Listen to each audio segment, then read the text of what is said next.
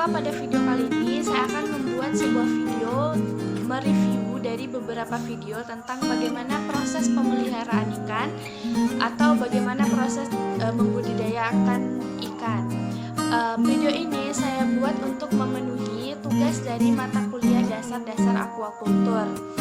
Yang pertama ada beberapa poin yang akan saya bahas pada review kali ini. Yang pertama itu ada bagaimana penentuan lokasi dalam kita menentukan tempat untuk membudidaya ikan. Yang kedua adalah masalah, bagaimana apa saja masalah yang akan kita hadapi ketika kita melakukan budidaya ikan. Yang selanjutnya adalah berapa sih keuntungan atau rata-rata keuntungan yang bisa kita dapat dari membudidaya ikan tersebut.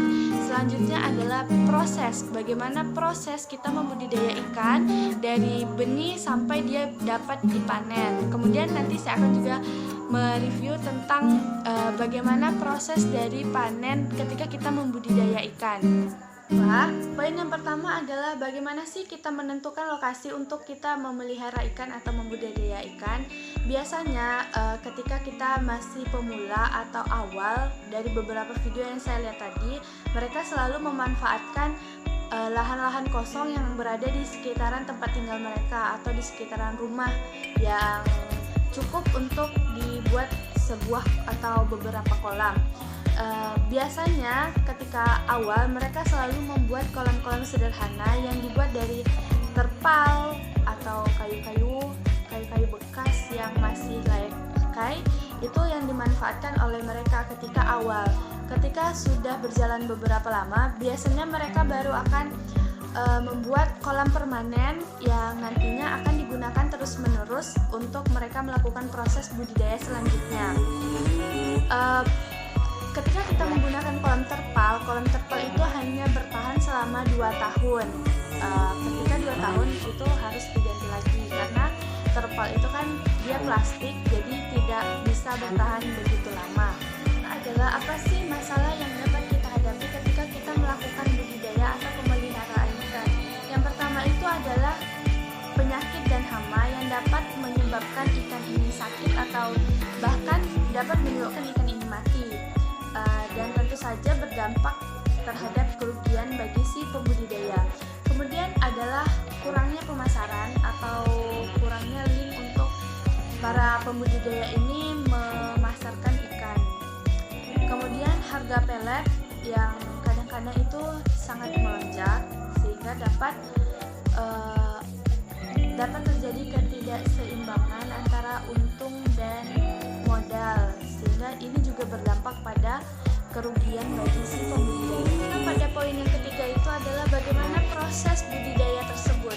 Yang pertama adalah biasanya kita akan menyiapkan kolam terserah, kolam permanen atau kolam yang dari terpal. Kemudian kolam tersebut akan kita isi air. Ini adalah proses pemijahan terlebih dahulu.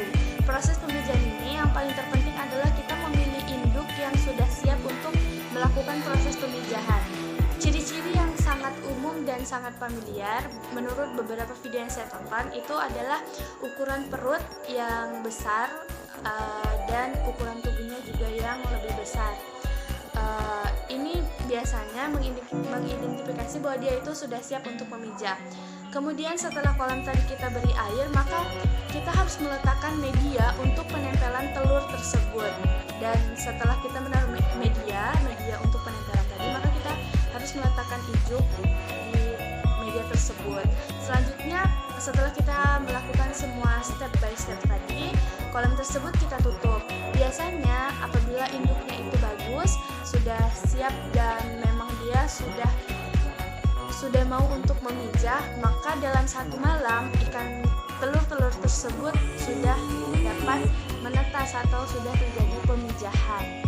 Ini biasanya dia akan menjadi bibit larva. Nah, bibit larva ini sebenarnya sudah bisa untuk dijual dengan biasanya harganya 100 perak. Itu menurut video yang saya tonton. Tapi saya tidak tahu untuk harga yang sekarang.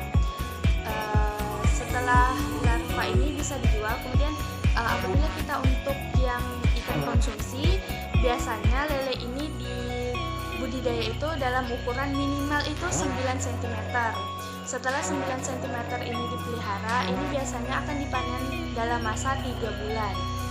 Ada beberapa hal yang harus kita perhatikan dalam membudidaya. Yang pertama itu adalah bagaimana manajemen pakan yang sesuai, yang harus sesuai dengan ukuran dan dengan umur si ikan.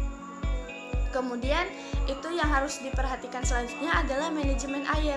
Air itu harus sesuai ketika harus sesuai dengan ikan tersebut atau dengan kolam tersebut, baru itu akan seimbang. Itu adalah bagaimana proses panen ikan lele ini. Proses panen ini adalah proses panen lele yang siap dikonsumsi. Yang tadi saya jelaskan itu adalah bagaimana dia melakukan pemijahan untuk menjadi bibit larva.